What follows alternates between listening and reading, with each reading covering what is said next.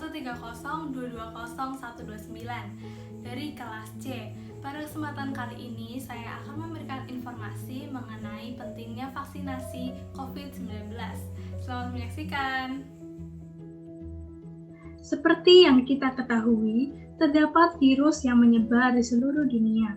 Virus ini adalah SARS-CoV-2 yang menyebabkan penyakit COVID-19 dan sering disebut sebagai coronavirus.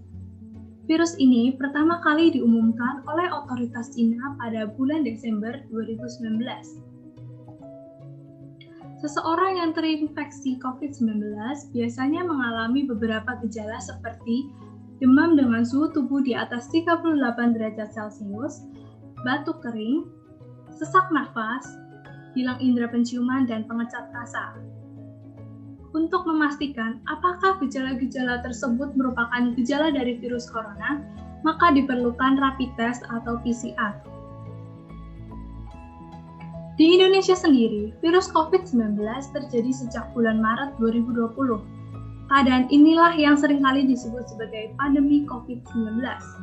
Awal bulan Maret 2020, Indonesia yang dikemparkan dengan adanya 2 WNI yang terkena COVID-19 terus bertambah hingga saat ini, dengan jumlah kasus 1.594.772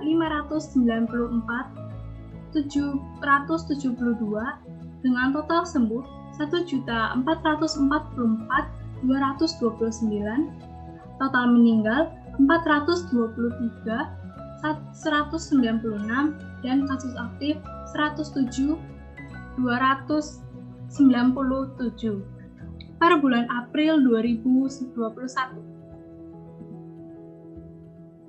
Sebenarnya apa itu vaksinasi COVID-19?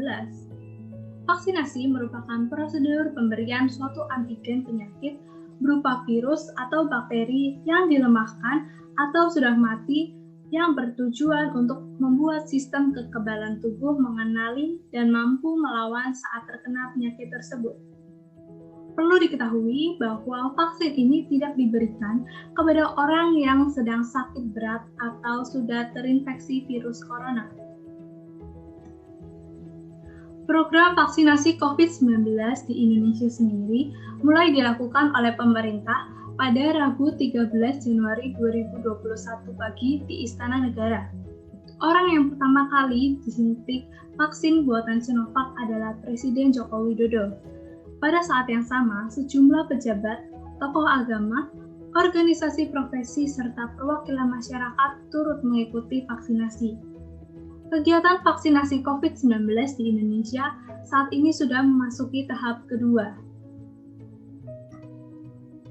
Ada beberapa jenis vaksin yang digunakan di Indonesia, yaitu Sinovac, Oxford AstraZeneca, Sinopharm, Moderna, Novavax, Pfizer-BioNTech, dan vaksin buatan dalam negeri yang diberi nama vaksin merah putih.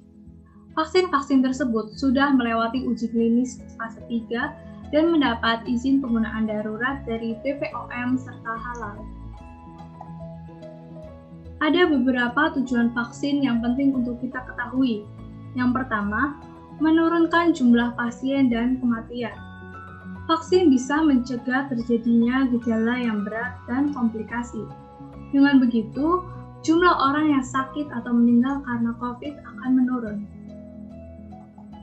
Yang kedua, memperkuat kesehatan masyarakat dengan terbentuknya kekebalan imun atau herd immunity. Orang-orang yang telah divaksin tidak hanya melindungi dirinya sendiri, namun juga dapat melindungi orang-orang di sekitarnya, terutama kelompok yang sangat berisiko seperti lansia. Yang ketiga, menjaga produktivitas serta menurunkan dampak ekonomi dan sosial. Kegiatan ekonomi sosial dan ekonomi masyarakat terganggu selama pandemi. Dengan vaksinasi yang selanjutnya diharapkan terbentuknya herd immunity, aktivitas sosial ekonomi diharapkan bisa kembali pulih.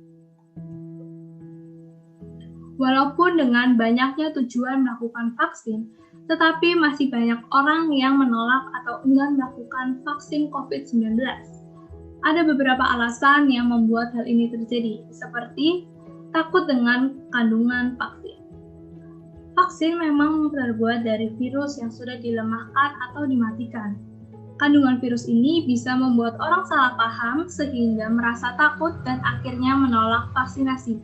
Padahal, jumlah dan kondisi virus yang dimasukkan dalam vaksin sudah dikontrol dan melalui sejumlah tahap sampai akhirnya dinyatakan aman untuk tubuh manusia. Yang kedua, merasa aman dari serangan virus.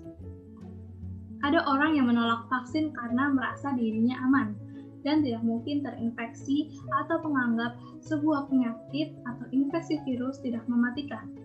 Hal ini tentunya harus diluruskan. Vaksin bisa menginfeksi siapa saja dan orang tersebut berpotensi menularkan virus pada orang lain di lingkungan sekitar. Yang ketiga, takut jarum suntik. Tak sedikit orang yang takut jarum suntik hingga fobia jarum suntik. Namun, hingga saat ini, metode penyuntikan masih jadi satu-satunya cara memvaksinasi COVID-19. Yang keempat, keyakinan agama. Beberapa orang yang memegang nilai bahwa memasukkan cairan vaksin ke dalam tubuh dilarang oleh kepercayaannya. Selain itu, bisa juga karena proses pembuatan dan kandungan vaksin dianggap tidak sesuai dengan ajaran kepercayaannya. Padahal, kandungan yang ada di dalam vaksin adalah halal dan aman. Yang kelima, pola pikir. Setiap orang memang mempunyai sudut pandang yang berbeda-beda. Ada memang yang langsung pro dengan langkah pencegahan dari pemerintah, ada juga yang kontra dengan berbagai alasan. Mereka yang menolak vaksin COVID-19 biasanya berusaha untuk menyampaikan sudut pandang mereka terhadap orang lain. Ada beberapa keuntungan yang bisa kita dapatkan setelah melakukan vaksinasi dan membuat kita tergerak untuk melakukan vaksinasi. Yang pertama, tubuh memiliki antibodi untuk menangkal virus corona. Dan yang kedua, ketika melakukan perjalanan, orang yang sudah dinyatakan selesai vaksin tidak perlu lagi melakukan PCR atau swab test. Kesimpulan dari video ini adalah vaksinasi merupakan upaya pemerintah dalam mengurangi angka kasus COVID di Indonesia. Akan tetapi, masih banyak masyarakat yang belum mau melakukan vaksin tersebut karena adanya beberapa alasan. Oleh karena itu, marilah kita dukung upaya pemerintah agar kita kembali sehat dan Indonesia segera bangkit dari pandemi. Sekian informasi yang dapat saya sampaikan mengenai vaksinasi COVID-19. Semoga dengan adanya video ini, kita semakin sadar akan pentingnya vaksinasi. Mari lawan corona dengan melakukan vaksinasi. Terima kasih.